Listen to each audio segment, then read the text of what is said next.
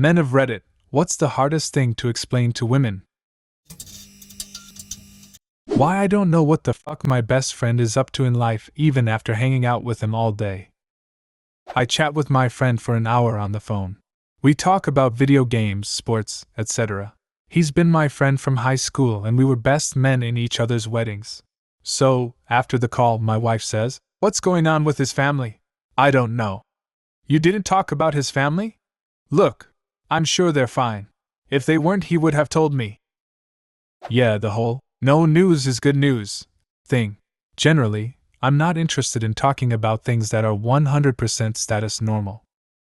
I was at home when my wife and her friends got home one day from the pub.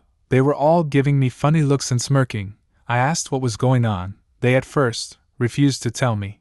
After a little while of prodding, one of them goes, "I heard all about your dick," and they all broke into laughter. I was a little taken by surprise but laughed and said something like, "Oh yeah? Hopefully all good," and they laughed, and that was the end of it. After they left, I was like, "What the hell did you tell them?" And my wife responded by saying how she told her friends about our vigorous romps on our honeymoon in Mexico, apparently in great detail.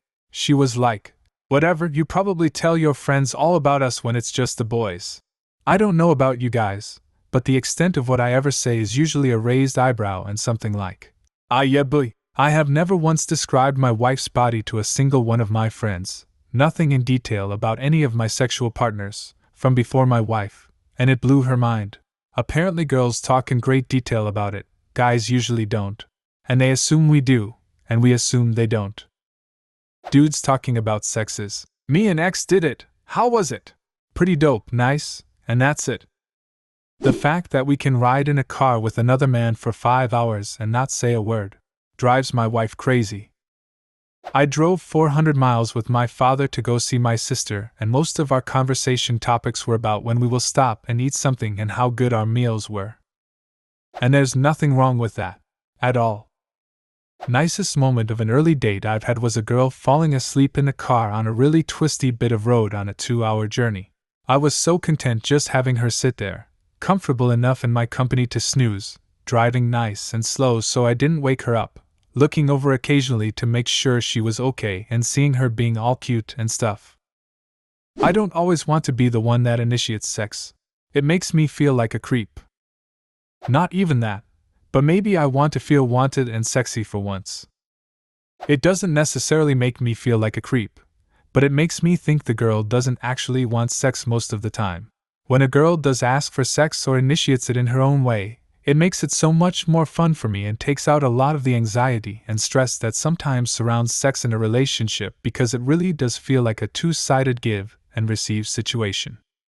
When you say, "Does this outfit look okay?" and we say, "Yes, you look stunning," and you reply, "Well, you would say that," half my brain thinks, "Please believe me because you do look stunning," and the other half thinks, "What a fact did you ask me for if you aren't going to believe me?"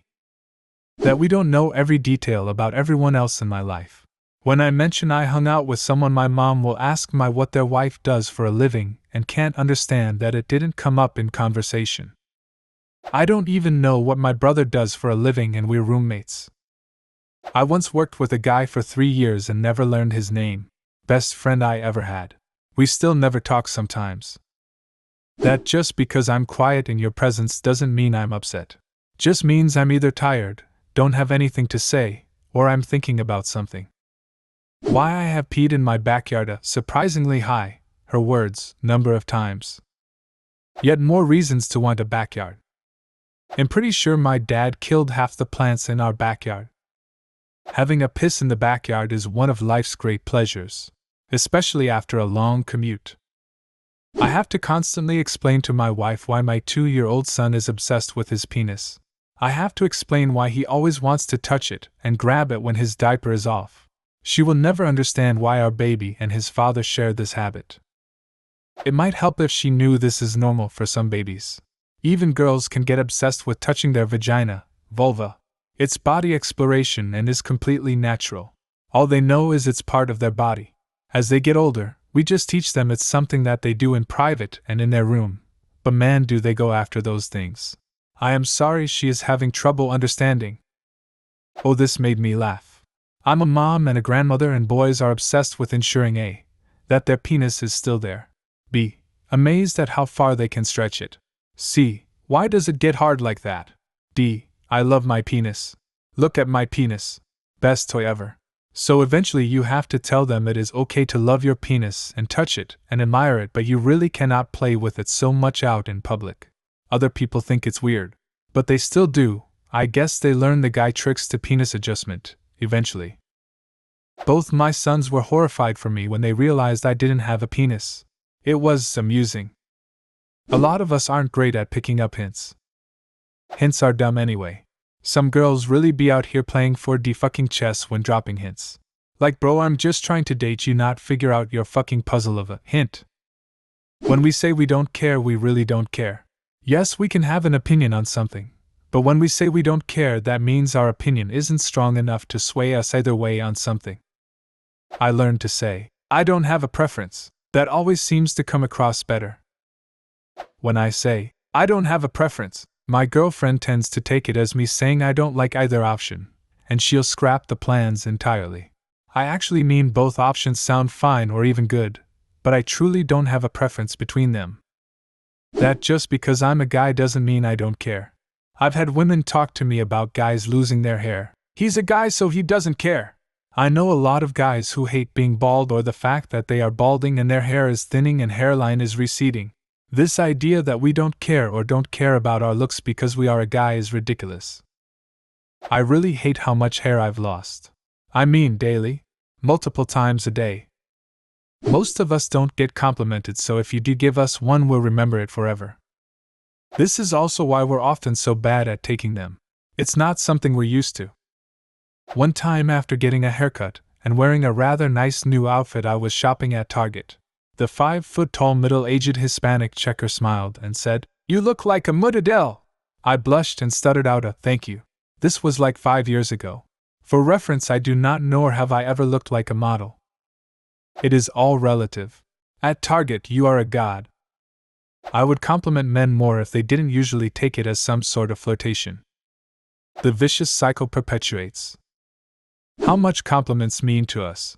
It's a different type of happy when a guy gets complimented. I got like 3 real compliments from people that I take at least a little seriously. Oh, and speaking of compliments, I like your name.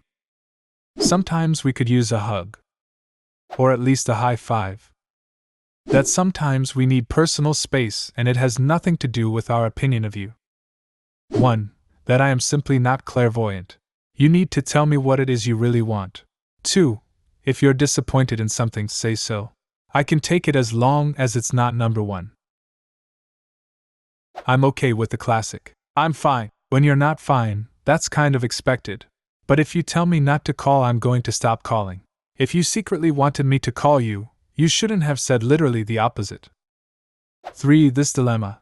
If I ask you, "What's wrong?" and you say nothing, am I supposed to believe you or call you a liar? I made a pact with my wife. I will ask once if everything is fine. If she says yes, I will treat her as if everything is fine. If she says no, we can talk about it if she wants. This happened because she screamed at me that I didn't care about her problems. At the time, I asked her if she was fine. She said yes. I said, "Okay, 1 or 2 to the brewery nearby," and apparently nothing was okay. It's not that we're hiding things or we don't want to talk to you, but we actually are just thinking of nothing in particular sometimes. Why we bottle our emotions up. This. My wife and I lost a dog in our 2nd year of marriage. He was sick for a month, and she was crying softly about it on a daily basis. I was extremely sad, but never cried. Then when they took him away at the vet's office, I cried loudly and uncontrollably for what felt like an hour, probably realistically like 45 seconds though, and just couldn't calm myself down. In the car she said, "You know, if you didn't bottle it up and let it out a little at a time, you wouldn't get like that." What she didn't understand at that moment is that for a lot of men, we don't have that middle ground of crying. It's either nothing or everything. A lot of us never learned how to cry in a semi-controlled manner because we never saw a man do that when we were young. I'm 40 years old and I've never seen my father cry, not at any of our weddings, not at his parents' funerals, nothing. In other words, I've never had that subconscious model of how a man is supposed to cry, and don't have any practice at it. When I try to make myself cry, I can't, whereas my wife can watch any commercial with sick animals, cry quietly for 5 seconds and then be done with it. I'm seriously not checking you out every time you walk by in the office. I turn my head for damn near everything that enters my periphery. You're really not that special. From a gay dude's perspective, probably explaining that my sexuality doesn't mean I'm an expert on women's beauty stuff. I'll go shopping with you and give you my opinion on outfits, but I'm not some Paris fashion wizard because I get naked with other men. Speaking of which, I can do drag makeup. No, Cindy, that does not mean I'll do your makeup. Why? It's drag makeup. You will look like a clown fucked a real housewife. Is that what you want, Cindy? When you asked me how my day was or what I did today, nothing in my day usually stands out as special, so I just don't remember. I usually don't remember what I do, I just live. Too clean for the hamper, too dirty for the drawer, that's why I put my cargo shorts on the floor.